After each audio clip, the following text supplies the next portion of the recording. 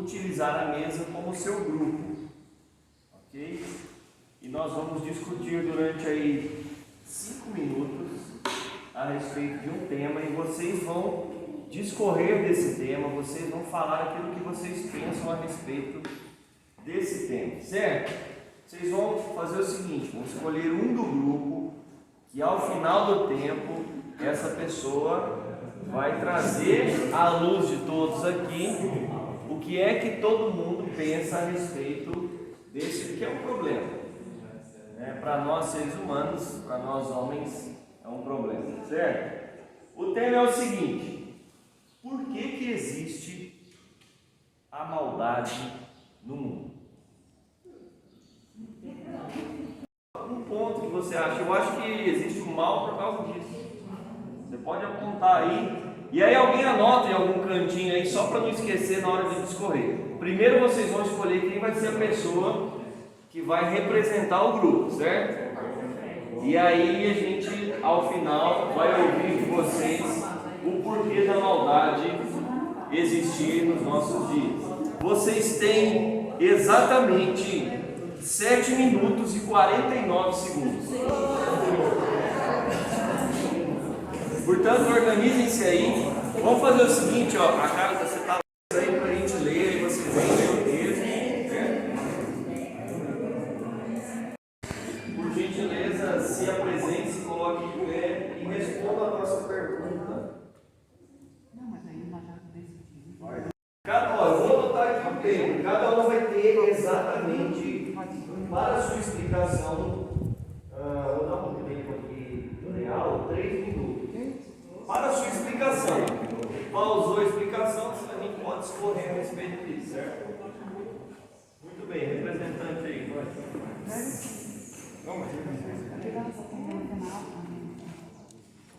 Então, eu vou falar pelo meu grupo, aqui sempre o mal. O mal entra no mundo pelo pecado, mas que Deus é soberano e tudo vem de Deus. A criação do mal foi de Deus, que veio por Deus, vem o mal. E a nossa irmã Gide discorda.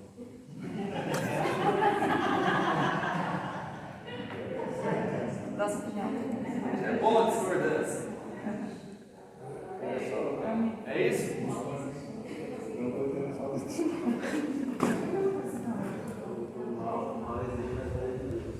O mal existe para a glória de Deus, por ser o mal uma criação também. Porque tudo que acontece nas nossas vidas, seja de bom ou ruim, é a permissão do Senhor, né? Então, cai uma folha no ar sem a permissão dele. Então, se ele criou tudo, ele criou o mal também.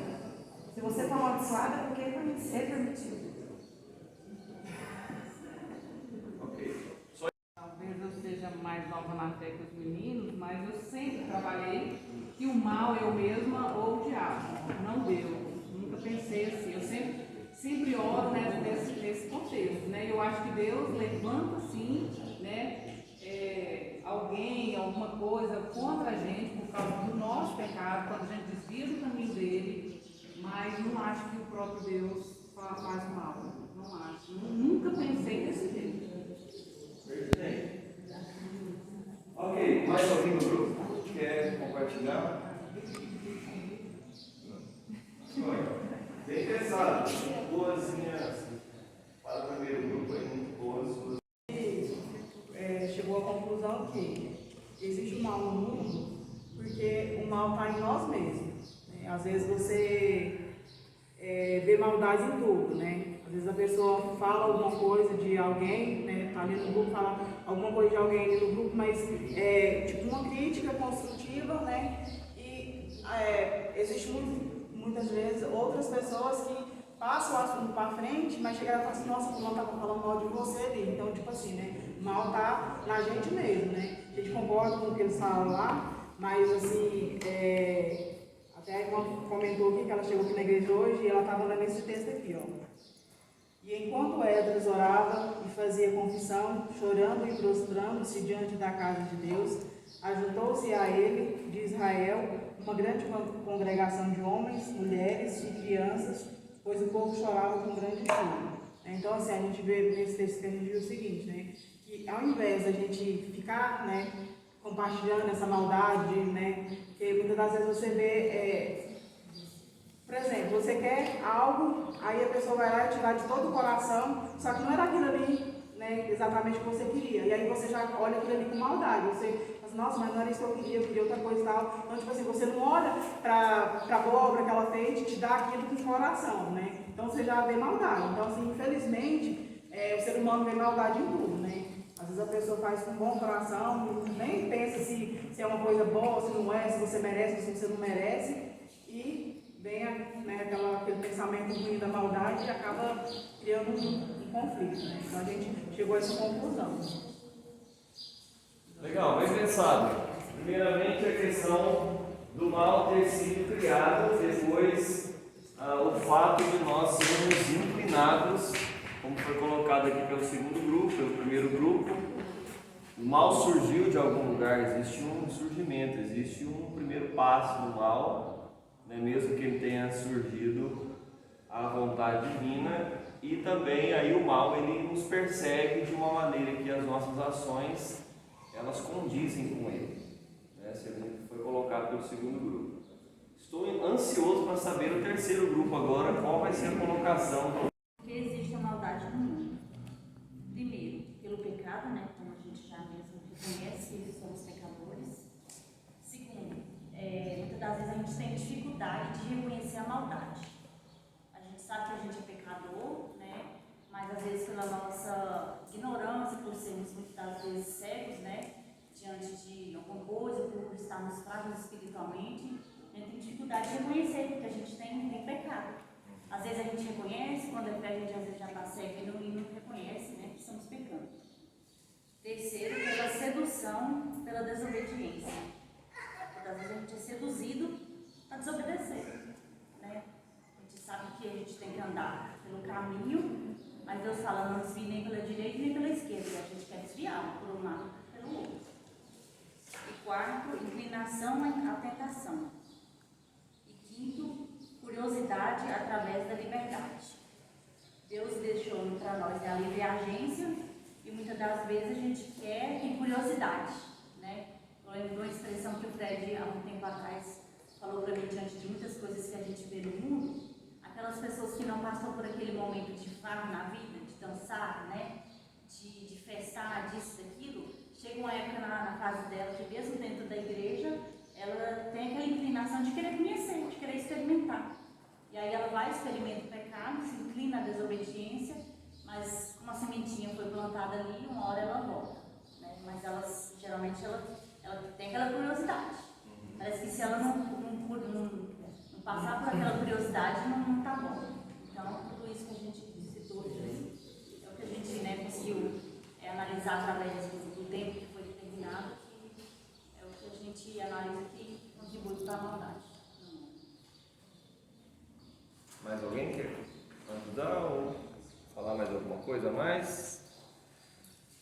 Só notamos que a discussão está bem complexa, nós partimos desde a criação do mal até a perpetuação da maldade, assim, em várias atitudes. Né? Bem teólogo mesmo. Teologizando. Então temos aí a questão do mal surgir de algum lugar, né? A questão de o mal nos fazer nos modificar a tal ponto de sermos inclinados a algo, e temos aí um porquê desse mal agora, né? Surge aí o pecado como um dos agentes aí promissores da maldade, né? Próximo grupo.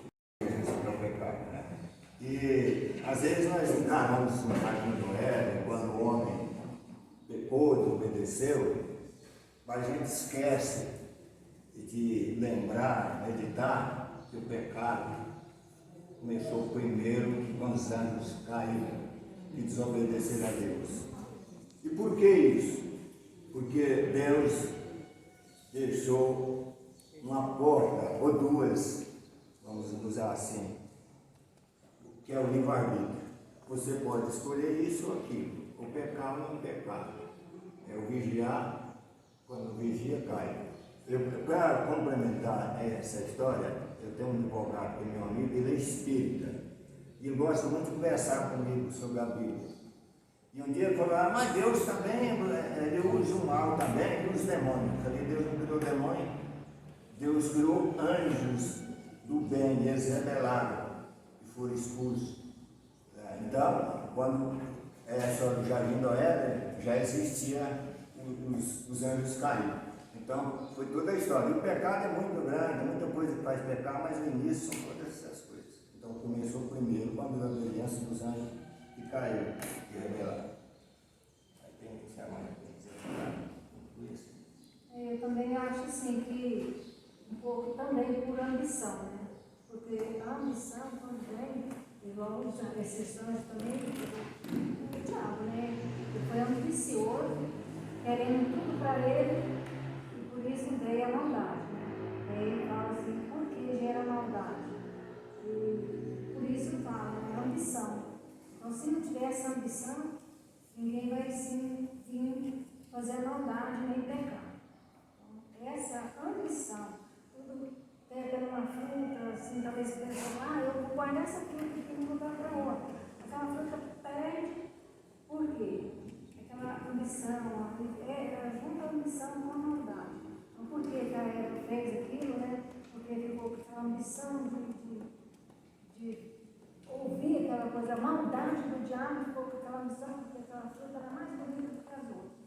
E caiu no pecado. Então, veja assim, que tudo acompanha a ambição para chegar à maldade, chegar ao pecado. Então, essa é a minha visão, né? Meu pensamento. Mas tudo isso. E acho que sim, não sei se as companheiras que vão também concordar com isso. Então, de certa forma, o mal ele surge de algum local e ele passa a nos torna reféns dele. Isso tudo por causa do pecado, da semente que existe corruptível dentro do homem, que faz com que o homem se torne um ser desobediente, né, e torna aquela imagem e semelhança da criação uma coisa, de certa forma, ineficaz contra o próprio mal, porque o homem se torna ambicioso. Próximo. Por que existe o mal? A gente, se for diretamente já pensando, a gente vai pensar que é por causa do pecado. Realmente é o pecado. Por isso existe o mal. Só que quando o Bruno estava falando ali, eles falaram exatamente de um pensamento pelo qual nós partimos desse princípio também. Que seria a questão de que Deus criou todas as coisas. Tudo, nada existe escapa de Deus. Até mesmo o próprio mal não escapa de Deus. No sentido seguinte, quando os anjos se rebelaram contra Deus, eles eram todas criaturas do mesmo jeito, santos tanto quanto o próprio Deus. Só que todas as criaturas criadas por Deus não têm a capacidade de ser igual a Deus. Nem os próprios anjos têm a capacidade de ser igual a Deus. Qualquer ser criado por Deus que não tem essa capacidade está propício ao mal, que seria ele ter uma própria escolha. Porque quando os anjos caíram, quando o diabo levou ali consigo uma terça parte dos anjos, foi por decisão deles. Não foi Deus que determinou que eles, essa terça parte seria para a perdição e essa terça parte que vai causar todo o mal, todo o rebuliço na terra. Quando nós vemos lá no Jardim do Éden que o mal passa a fazer parte da humanidade, do ser humano, aí sim, aí já é o mal que já existia entrando através do homem, que também é criatura de Deus, portanto, propício também ao pecado, tanto quanto os anjos. Então aí entra o pecado. E aí sim, o pecado é realmente a causa de todo o mal que existe. É ali que inicia todo o mal que existe no mundo. Mas nós acreditamos e temos um entendimento aqui nosso, de acordo com o que nós discutimos, que o mal já existia antes de entrar no mundo. O homem simplesmente foi uma porta de entrada do mal no mundo, na terra que nós estamos. Ok, então tudo aquilo que discutimos até aqui agora, percebemos um resultante, que é a criação, a criatura sendo afetada por aquilo que surgiu antes mesmo de nós estarmos vigentes aqui na Terra, certo? Próximo. A gente precisa voltar, e aí é muito pertinente a fala do José Carlos, porque vai a linha que a gente ia falar aqui, que é anterior ao homem, a maldade, né? A maldade não foi criada com o homem. A maldade vem na queda dos anjos, né? A queda nas regiões celestiais ali, onde os anjos ali guerrearam com os outros, né? A missão de Satanás, e ele trouxe a maldade para a terra. Então o homem ele não foi feito para ser mau. O homem foi feito para ser perfeito. Só que o homem é influenciado, né? E Satanás sabia da ambição do coração do homem. Então ele influenciou o homem. Vamos lá, vamos para a Bíblia. Gênesis 6. Rapidinho. Como se foram multiplicados os homens na terra, eles nasceram filhas. Vendo os filhos de Deus, e aqui a gente pode entender filhos de Deus como anjos, né? ou anjos caídos, que as filhas dos homens eram formosas, tomaram para si mulheres, e todas que mais lhe agradaram. Então disse o Senhor: o meu espírito não agirá sempre no homem, pois este é carnal. Então ele se tornou carnal. Então o homem ele concebeu algo híbrido, algo que não era da perfeição de Deus. Se juntou, se fundiu. Esse é o entendimento nosso.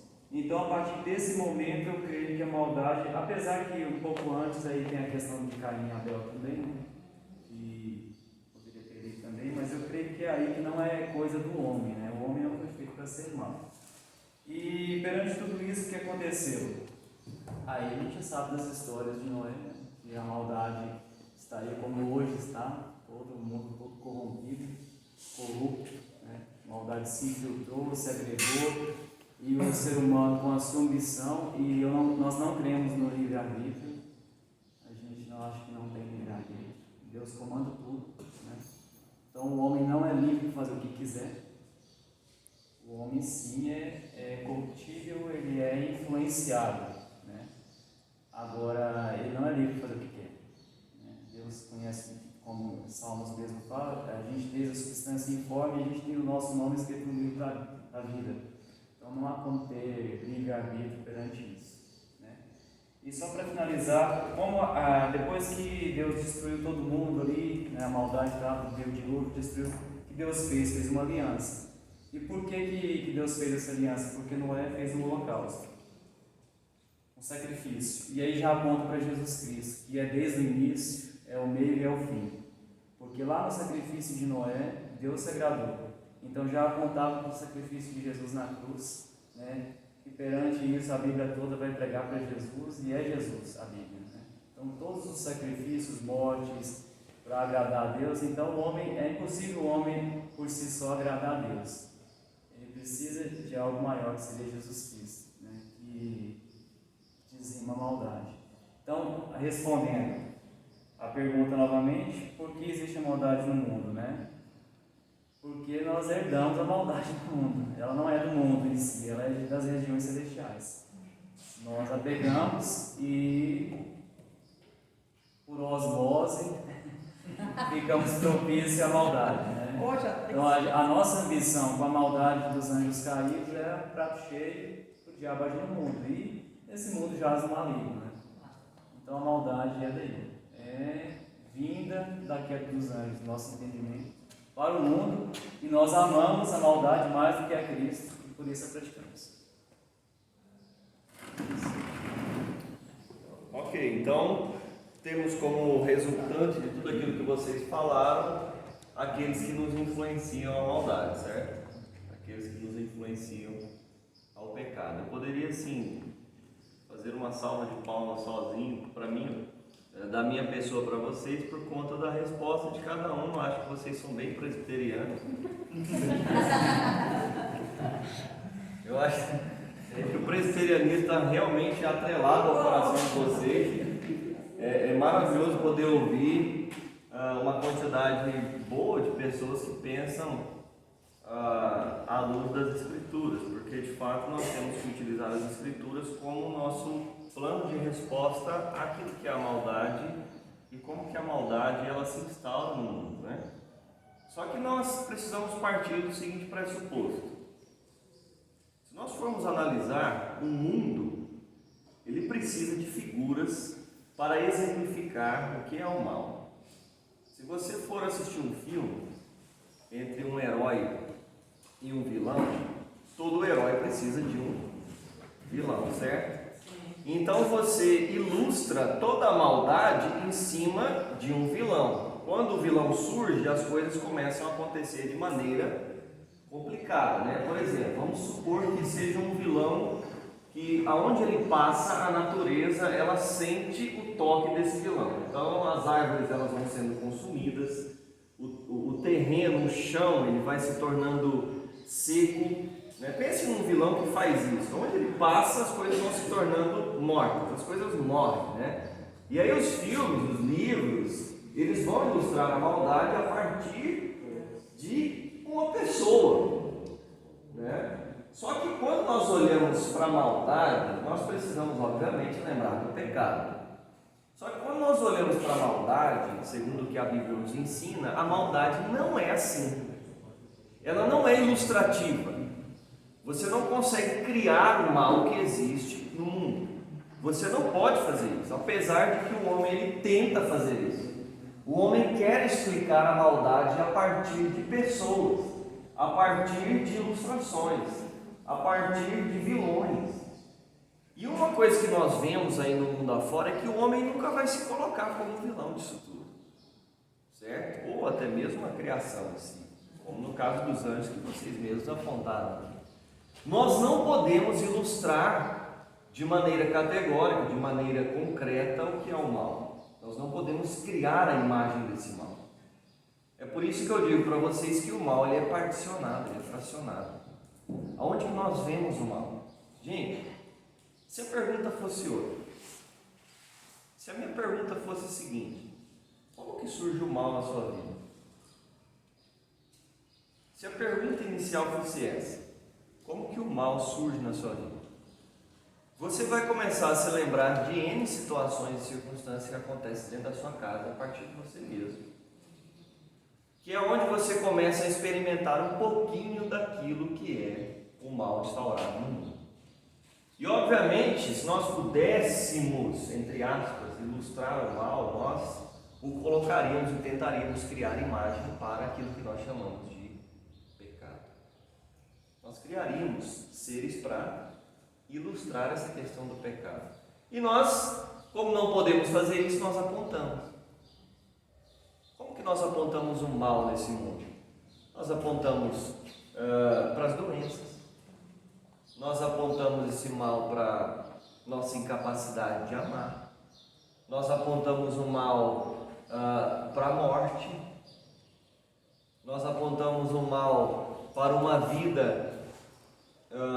vida longe daquilo que é o ideal do ser humano. Você se deixa levar pelas paixões infantes, como foi colocado aí pelos irmãos aqui desse meio. Você começa a experimentar esse mal. Por isso que ele não pode ser ilustrado. Só que como todo mal precisa de alguém que o contraponha, que o vença e convença as pessoas de que as suas ações são ações maldosas, nós temos aquele que se apresenta como aquele que é. Quando Moisés olha para Deus e fala com Deus, não olha para Deus, quando ele fala com a sarça, ele pergunta: quem que é você? Por que Moisés faz essa pergunta?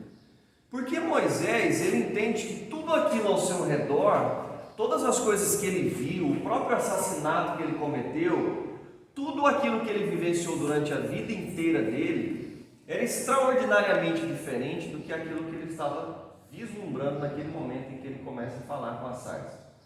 A primeira coisa que Deus fala com ele é: tire as suas sandálias, porque o lugar em que você está é santo. Por que Deus fala isso? Porque é exatamente Deus, no seu ser, quem contrapõe toda a ideia de maldade existente no planeta, existente no universo. Então nós precisamos, ainda que o vilão esteja em nós, porque nós somos parte disso, porque somos desobedientes. E a desobediência, ela não só começa nos anjos, mas ela parte para nós. E nós experimentamos essa desobediência porque ouvimos falar. Então nós experimentamos, por isso que eu digo que o mal ele é particionado, porque nós experimentamos gotículas dessa maldade e vamos vivenciando ela aos poucos até que ela se torne parte de nós. É exatamente isso que aconteceu no Éden. Quando a serpente ela vem e começa a falar com Adão e Eva, quando ela começa a indagar e questionar as palavras de Deus, ela está entregando gotículas da desobediência e da maldade para que Adão e Eva pudessem experimentar, e eles de fato experimentaram. É como a sua vacina anti-Covid. Você experimentou parte dessa vacina e você está tomando, tem gente que vai ter que tomar a quarta, né? Então você está experimentando a situação, e aí você vai sentindo na pele o resultado disso. Então, de onde surge o mal? Eu espero que vocês não esperem que eu responda isso para vocês, porque nós precisamos, a partir da nossa lógica presbiteriana, olhar para as Escrituras e saber de onde é que isso vem. Quando Isaías fala que Deus cria o mal, Isaías é a pessoa que vai categoricamente falar a respeito disso. Eu crio o mal. Nós temos de pensar que Deus ele é aquele que permite, é aquele que cria todas as coisas. Só que, por experimentarmos, e por causa da nossa ambição, como foi colocado aqui, acho que a ambição foi falada aqui, depois da desobediência, por causa dessa ambição, nós vemos homens grandiosos da Bíblia cometendo erros gravíssimos. Homens grandes que eram reis, se deixando levar por aquilo que eles foram experimentando aos poucos. Vamos pegar um exemplo apenas para a gente não ficar muito tempo aqui, né? Vou pegar o exemplo de Davi. Poxa, quem aqui é igual a Davi, gente? Ninguém aqui é igual a Davi. Ninguém aqui é rei. Ninguém aqui destruiu um gigante de 3,60 metros de altura. Ninguém aqui, poxa, ninguém fez isso. Vocês são extraordinários, vocês são diferenciados, vocês são presbiterianos. Mas ninguém aqui destruiu um gigante, ninguém aqui é rei de nada. Nós apenas vivemos o dia após dia, não é verdade? Não é isso que nós fazemos? A gente não faz coisas extraordinárias, a gente não tenta voar, a gente não tenta ir para a lua, ninguém aqui pelo menos tentou sair do planeta. Tentou? Tá vendo? Temos aqui algumas pessoas nessa área, né, que fogem do corpo. Mas vamos pensar em Davi e olhar para Davi como se Davi fosse eu e você. Imagine se você, lá na sua sacada do seu palácio, observando todo o seu reino, a partir daquilo que você construiu, todas as guerras que você batalhou e conquistou, tudo isso vai fazendo com que você experimente um pouquinho da semente da ambição, e que você experimente também um pouquinho da semente da desobediência, porque quando você olha e você percebe que você é capaz de tudo, porque você é rei, né? O tudo pode não ser aquilo que é necessário para a sua vida. Então você começa a experimentar coisas novas. Davi lá, na sua sacada, começou a experimentar um gostinho da maldade, o gostinho do pecado. Ele observou de longe uma bela mulher. E ele fez com que aquilo se tornasse parte dos seus pensamentos diários. E o seu coração foi experimentando aquilo. Ou você acha que na hora que ele viu, ele já saiu de lá, e sem tirar os olhos, como um gavião faz com o seu abate, né? Sem tirar os olhos, ele já naquele mesmo momento, ele já pegou a mulher do nosso querido amado. Lógico que ele ficou tramando, ele ficou pensando o que ele faria. E ele pensou numa estratégia extraordinária, porque ele colocou o esposo daquela mulher à frente da guerra, da batalha, né? Pastor, Oi? tem uma colocação que fez de duas formas. Duas formas significa a escolha, né? Estava numa porta e partiu para outra. Sim, ele teve o caminho, ele teve a escolha dele. De fato, ele deixou que fizer isso tudo, é um homem segundo o coração de Deus, ver tudo isso e saber que Deus ia pedir isso. Mas é aí que está o negócio. Como ficou certo? Eu vou chegar nesse ponto aí. Eu vou chegar nesse ponto, porque eu e você, nós somos iguais a Davi, gente. Nós somos iguais a Davi. O que diferencia, o que nos diferencia de Davi é só o nosso posicionamento aqui na terra, é só a nossa colocação. Ninguém aqui foi escolhido por Samuel para ser rei, né? Deus não chegou e não falou para o profeta: Fred será rei no Brasil.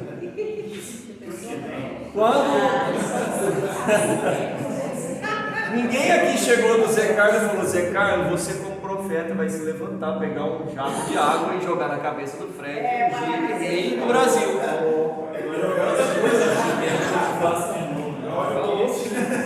Mas nós estamos particionadamente, fracionadamente, sendo todos os dias uma ilustração óbvia daquilo que foi Davi nos seus dias, porque também somos tentados a seguir as nossas ambições, também somos tentados a fazer e a viver as mesmas escolhas erradas que Davi vivenciou.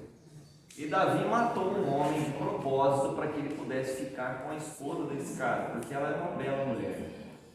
Nós matamos de maneira fracionada, bem, lógico, nós não matamos uma pessoa, mas nós matamos todos os dias uma imagem que é nossa. Por exemplo, um pai de família que trai a sua esposa, ele vai construindo essa traição dia após dia. É por isso que eu digo que o mal ele é fracionado, ele não tem uma imagem de alguém que passa nos cantos, nos redutos do planeta Terra fazendo mal. E por causa dessa pessoa, a gente tem que orar para que essa pessoa não venha na nossa casa. Então, gente, está aqui. Diga. Eu vejo também Sansão, porque Sansão tinha uma força, né? Vamos supor, poderosa, né? Deus deu aquela força para ele. E eu vejo assim também a força do crente, porque quando o crente está firmado no Senhor, firmado, que é o alvo dele. Quando ele olha daquele outro lado, igual o Sansão fez, que ele perde a força, ele cai, se torna um Sansão caído, né? Sem força. Então vejo isso também, ele foi do quê? É uma missão, né? Ele olhar para a família e deixar levar por um lado do pecado.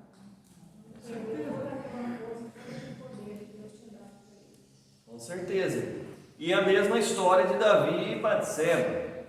Né? Mas respondendo ali ao questionamento e a pergunta clara assim do Tiago, por que Davi, segundo o coração de Deus, se deixou levar por isso? Gente, todos aqueles que ouviram o chamado do seu pastor e atenderam a esse chamado, entregando a sua vida para Cristo, todos esses são segundo o coração de Deus. Só que todos esses estão inclinados à margem do erro, mesmo que esse erro seja fracionariamente pequeno aos nossos olhos.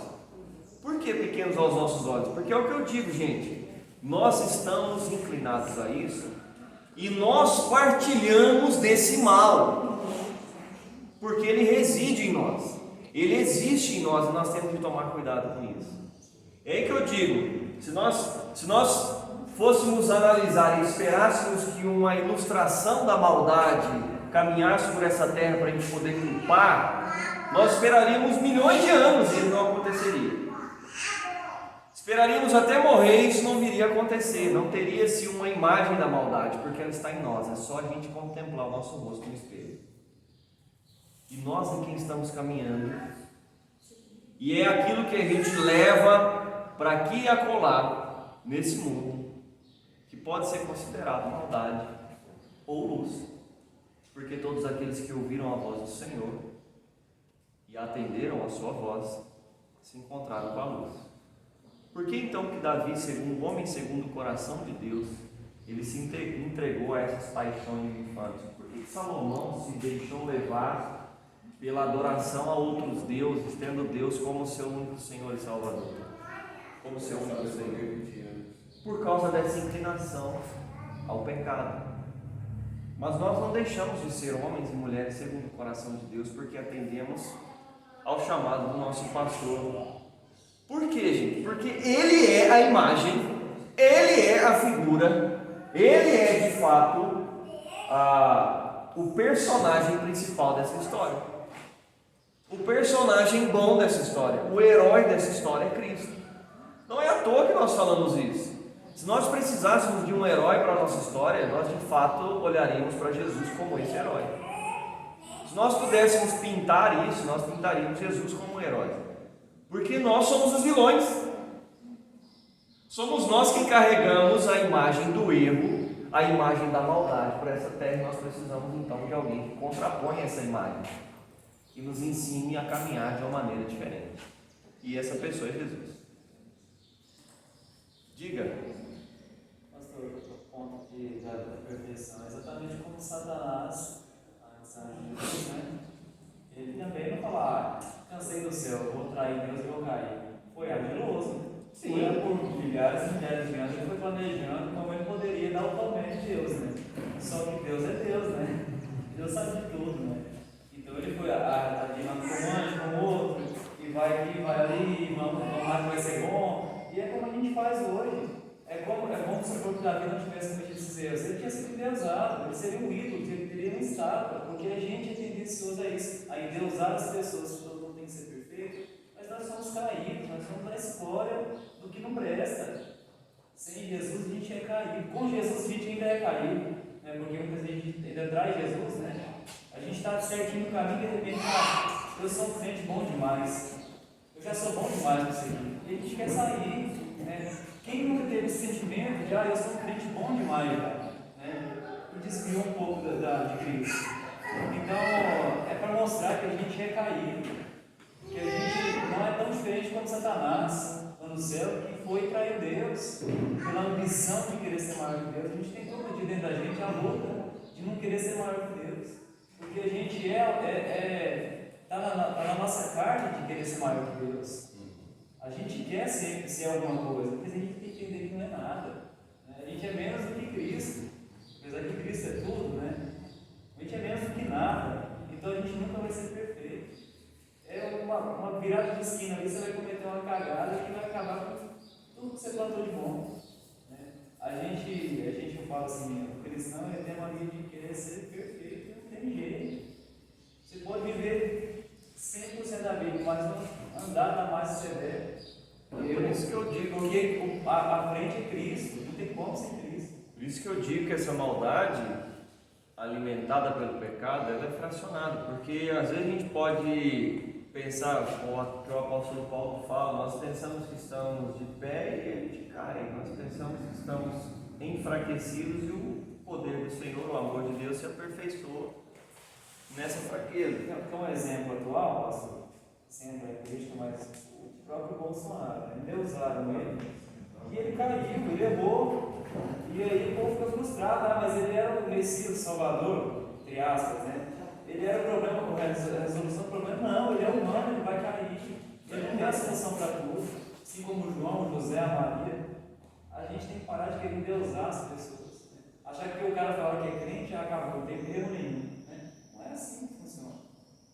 É o pecado, a maldade.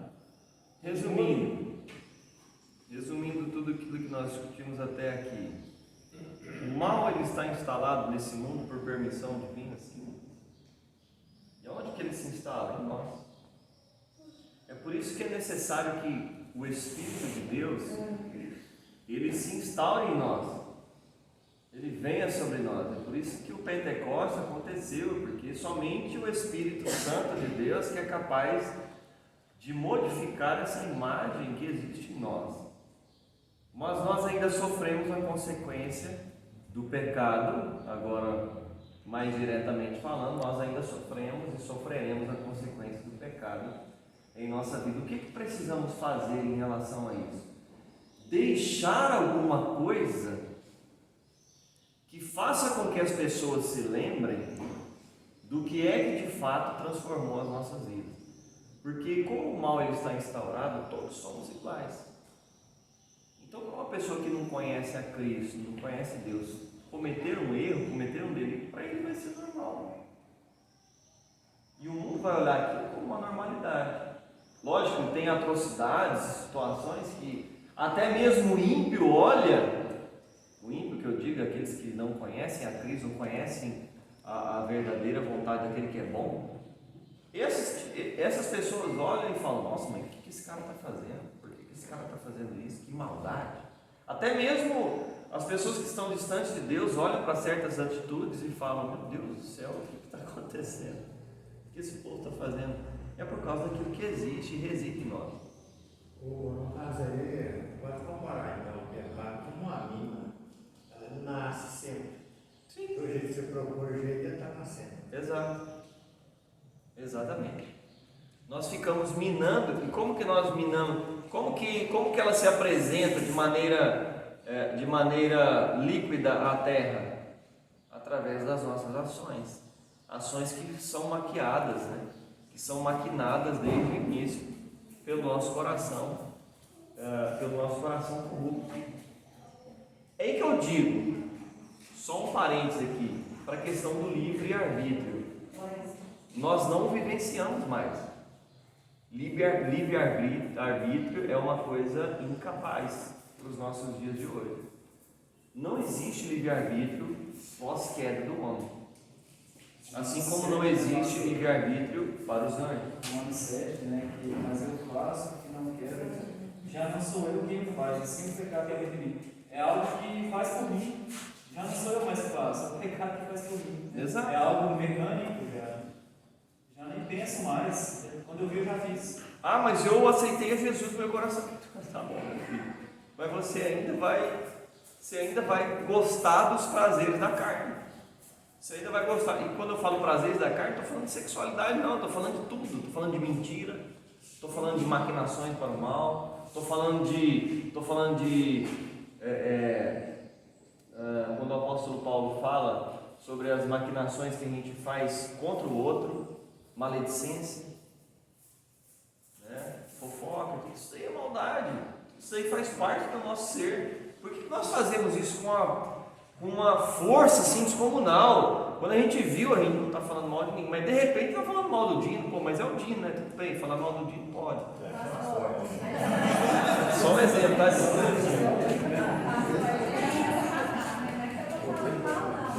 Não é que eu estou falando mal não, mas já falou, já pensou, já colocou aquilo na mente. O próprio Jesus fala que o nosso adultério começa aqui. Fala, sobre a questão do livre-arbítrio, há muita confusão com relação a isso, porque eu acredito que a nossa liberdade de escolha é o livre-arbítrio, e na verdade não é. Depois que eu li o livro Isso em Deus, do Sproul, lá tem uma definição muito interessante disso, até mesmo porque lá tem um diálogo, uma discussão dele com o arminiano a respeito do livre-arbítrio, mas ele trazendo algumas definições interessantes para isso.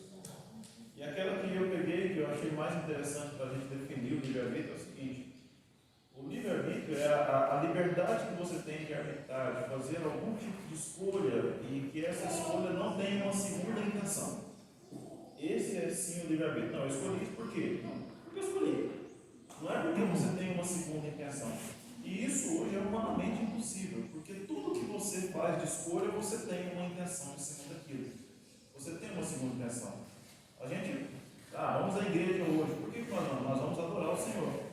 Então, há uma intenção com relação a isso, né? Então, você não vai simplesmente por ir. Você não escolhe simplesmente por escolher. Por que eu vou escolher tomar um café? Porque eu acho gostoso.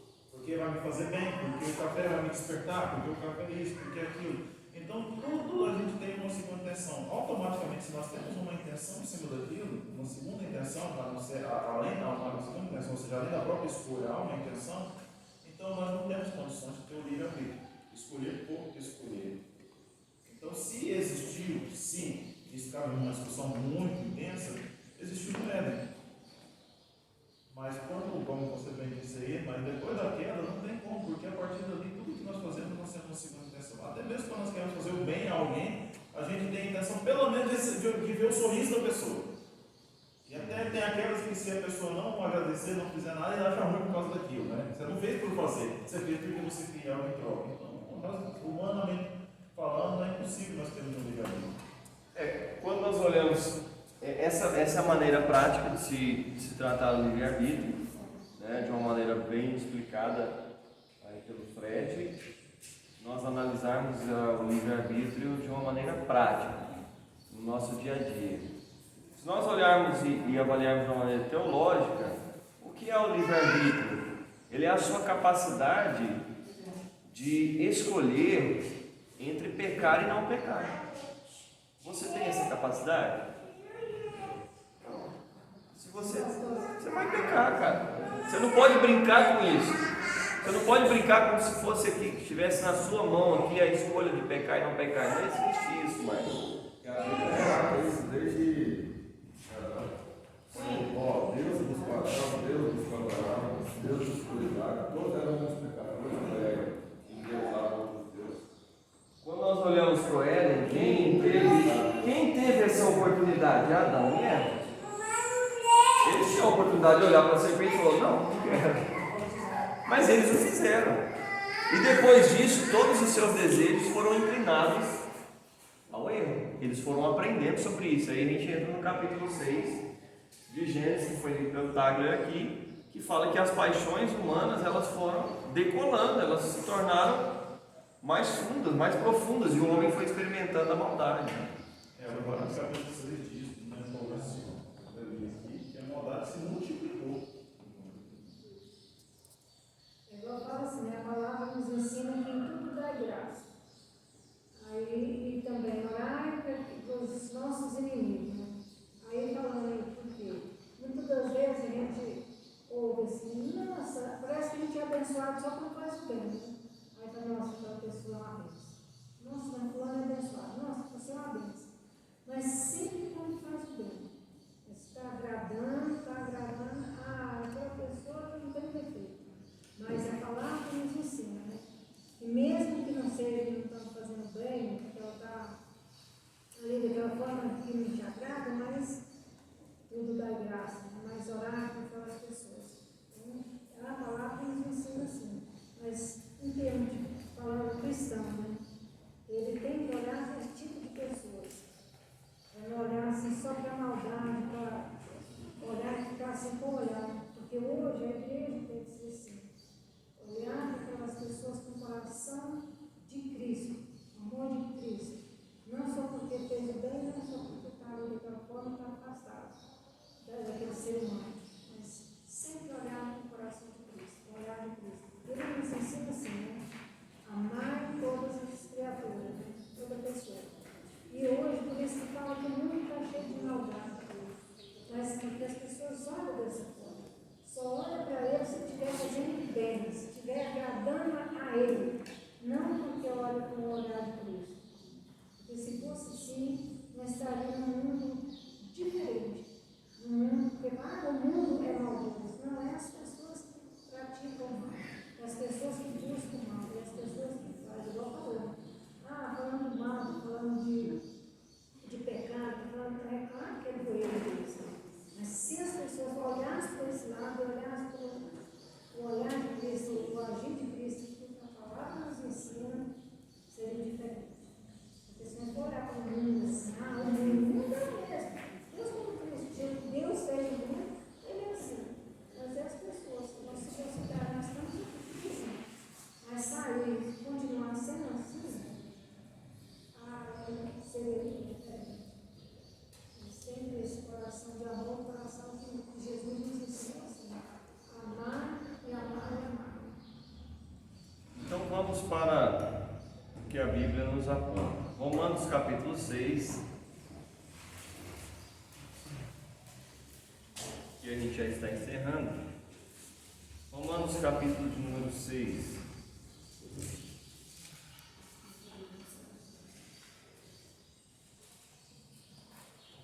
O que nos faz pensar da seguinte maneira: se Deus permite, e Ele permitiu, e Ele próprio nos criou, e Ele permitiu que isso existisse e nós coexistíssemos com a maldade, nos dando a oportunidade de perceber a multiplicidade dos nossos erros, e isso se transformando em uma coisa imparável, uma coisa incontrolável para nós. O que Deus faz em relação a isso? Ele se apresenta como aquele que transforma vidas. Deus se apresenta como aquele que é a solução para esse mal. Então Deus de fato escreveu uma história. Deus de fato foi o primeiro autor de alguma história aí que a gente pode apontar entre aquele que soluciona os resultados desse vilão que existe em nós. Deus se apresenta como o nosso herói. E o apóstolo Paulo, sabendo disso, ele vai começar a falar a respeito dessa situação toda. Vamos lá, capítulo 6. Que diremos, pois? Permaneceremos no pecado para que seja a graça mais abundante? Pergunta que ele faz. Nós vamos permanecer no nosso pecado? Já que nós somos inclinados a isso, nós vamos permanecer fazendo e cometendo os mesmos erros, já que Deus é gracioso para conosco, já que Ele é a luz que se apresenta como a solução para essa história toda, nós vamos continuar fazendo o que nós fazemos? De modo nenhum. Como viveremos ainda no pecado nós, os que para ele morremos? Ou porventura ignorais que todos nós que fomos batizados em Cristo, fomos batizados na sua morte? Fomos, pois, sepultados com ele na morte pelo batismo, para que, como Cristo foi ressuscitado dentre os mortos pela glória do Pai, assim também andemos nós em novidade de vida. Então, se o pecado reside, nós estamos trilhando caminhos e levando esse erro para todos os lugares que nós vamos, o que é que nós deveremos fazer? Continuaremos no pecado? De modo nenhum. A graça está aí. Ela foi apresentada, é igual o super-homem, quando é apresentado no seu filme lá. Esse super-homem novo, o cara bonitão lá, o Henry, né? O super-homem bonito, o cara todo forte. Quando ele se apresenta para o mundo, a mídia fala, super-herói. É ele que vai nos salvar de qualquer situação. Só que o mundo começa a questionar esse cidadão. Vê toda a força, toda a capacidade dele, mas o próprio mundo que fez dele um ser diferente, pela imagem dele, o que o mundo faz? Começa a questioná-lo por causa das mortes e por causa das coisas que acontecem ao redor dele. Só que no filme do super-homem ele mesmo se questiona, né? Ele mesmo olha para si e fala, nossa, será que eu deveria estar aqui mesmo? Será que eu estou trazendo só maldade para esse mundo? No caso da palavra de Deus, não, Deus é gracioso. Ele nos dá a sua graça como o grande apontamento do seu poder, né? E Ele é o próprio poder. Sem Deus não existiria amor, não existiria alegria de vida, não existiria a perfeição da vida que nós vemos aqui. Mas vamos lá. O ponto aqui está no versículo 4. Assim também andemos nós em novidade de vida. Nós devemos andar de maneira diferente. As nossas ações devem ser ações diferentes. Porque se formos unidos com Ele na semelhança da sua morte, certamente o seremos também na semelhança da sua ressurreição. Sabendo isso, que foi crucificado com Ele nosso velho homem, para que o corpo do pecado seja destruído e não sirvamos o pecado como escravos, porquanto quem morreu está justificado no pecado. Ora, se já morremos com Cristo, cremos que também com Ele viveremos, sabedores de que, havendo Cristo ressuscitado dentre os mortos, já não morre. A morte já não tem domínio sobre ele. Pois, quanto a ter morrido de uma vez para sempre, morreu para o pecado, mas quanto a viver, vive para Deus. Assim também vós considerai-vos mortos para o pecado, mas vivos para Deus em Cristo Jesus. Não reine, portanto, o pecado em vosso corpo, de maneira que obedeçais às suas paixões. E nem ofereçais cada um os membros do seu corpo ao pecado como instrumentos de iniquidade, mas oferecei-vos a Deus como ressurretos dentre os mortos, e os vossos membros a Deus como instrumentos de justiça. Porque o pecado não terá domínio sobre vós, pois não estáis debaixo da lei, sim da graça. Ué, mas o apóstolo Paulo está dizendo então que nós não somos mais escravos do pecado? Não é isso que ele está dizendo. Ele está dizendo que nós temos agora uma solução. Nós temos agora um ser que se apresentou a nós e agora em nosso coração ele reside pelo seu Espírito, que é capaz dessa história de vida toda nos fazer inclinar a Ele e não ao pecado. De que sentido? Você pode olhar para Deus e pedir misericórdia, que Ele te alcance enquanto você tem o desejo maligno do pecado. O simples fato de você desejar isso já é um apontamento de que Deus faz parte do seu coração. Deus faz parte da sua vivência. E daí? Havemos de pecar porque não estamos debaixo da lei e sim da graça? De modo nenhum. O pecado nunca pode ser a nossa solução. Eu digo isso porque Paulo começa a frase fazendo dois questionamentos. Deveremos continuar? Porque nós olhamos para dentro de nós. Pense você numa coisa que você sabe que é pecado, mas que você faz aquilo ali repetidas vezes. Às vezes você deixa por um tempo, depois você volta a fazer. Às vezes você não faz mais e de repente você faz de novo. Pense nisso. É exatamente isso que Paulo está dizendo. Não se deixe vencer por esse mal. Ele está dizendo que esse mal vai retornar a você. Ele vai voltar a bater na sua janela, na sua porta. E aí você sabe que esse mal ele vai existir. Você vai pecar? Faz tempo que eu não faço, faz tempo que eu não cometo esse erro, vou fazer mais uma vez. E a gente fica nessa brincadeira. Me deu chance de falar uma coisa agora. Fala. Orar e vigiar. É isso que é a solução. Se você não vigiar, você vai falar na coisa. Exato. Ter domínio próprio. Ter domínio próprio. De modo nenhum, gente. Não sabeis que daquele a quem vos ofereceis como servos para a obediência, desse mesmo a quem obedeceis sois servos, seja do pecado para a morte ou da obediência para a justiça?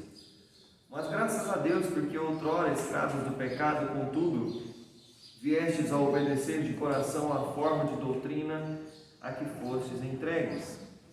E uma vez libertados do pecado, fostes feitos servos da justiça. Falo como homem, por causa da fraqueza da vossa carne. Assim como ofereceste os vossos membros para a escravidão da impureza e da maldade, para a maldade, assim agora ofereceis os vossos membros para servirem à justiça, para a santificação, ainda que venhamos a tropeçar. Naquele tempo, porque quando eres escravos do pecado, estáveis isentos em relação à justiça, mas agora já não mais. Naquele tempo, que resultados colhestes? Somente as coisas de que agora vos envergonhais, porque o fim delas é a morte. Agora, porém, libertados do pecado, transformados em servos de Deus, tendes o vosso fruto para a santificação e por fim a vida eterna, porque o salário do pecado é a morte, mas o dom gratuito de Deus é a vida eterna em Cristo Jesus, nosso Senhor. Resultante de tudo aquilo que vocês falaram aqui e apontaram como apontamentos para o surgimento do mal em nosso meio, fora criado, aconteceu para que pudéssemos, e nós de fato nos embebedamos com ele, e esse embebedamento se tornou algo pior, algo estrondoso, e nós experimentamos essa maldade hoje na nossa vida, nos tornando desobedientes às causas que são causas nossas, também transformando o nosso coração em impiedade, toda injustiça que existe no mundo, coisas também que existiram antes mesmo da nossa existência. E isso faz com que olhemos para aquilo que vivemos e as coisas ao nosso redor e tentemos apontar alguma coisa que seja a solução. Se nós vimos isso tudo acontecendo, se nós construímos essa ideia, a solução para essa construção e para essa mancha que existe no nosso coração é Cristo. Não podemos fugir dele, porque ele é de fato o nosso herói. Feche seus olhos e vamos orar. Senhor, nos perdoe os pecados, perdoe as nossas falhas e aquilo que já estamos planejando fazer, Senhor, que ainda nem conhecemos. Mas o Senhor é aquele que nos faz compreender toda a sua graça, todo o seu amor e toda a luz que excede do Senhor chega até os nossos corações e é transformado através das nossas ações e dos nossos lábios, também da maneira de enxergar o mundo, da maneira com que nós apresentamos as nossas ações aos outros, a maneira como falamos uns com os outros, a maneira como tratamos uns aos outros. Isso tudo é refletido por causa da maneira como vivemos no mundo. Senhor, nos perdoe e faça resplandecer a sua graça sobre nossas vidas, dando-nos o entendimento a respeito do que é do Senhor e aquilo que nos faz pecar contra o Senhor, para que tenhamos a sua luz em nosso coração todos os dias e sejamos marcados por fazermos morrer a nossa carne todos os dias, porque ainda inclinados ao pecado não podemos usar isso como desculpa, e sim, Senhor, usar da pessoa do seu Filho e da sua palavra como nossa ferramenta, Senhor, de transformação, para que, como o apóstolo Paulo falou, possamos caminhar, Senhor, de maneira diferente no mundo aí fora, em nome de Jesus. Amém. Deus abençoe, queridos. Hoje, 7 horas, estaremos juntos novamente. Teremos ceia, né? E o pastor André vai estar em Perolândia. Ok. Deus abençoe e bom domingo a todos.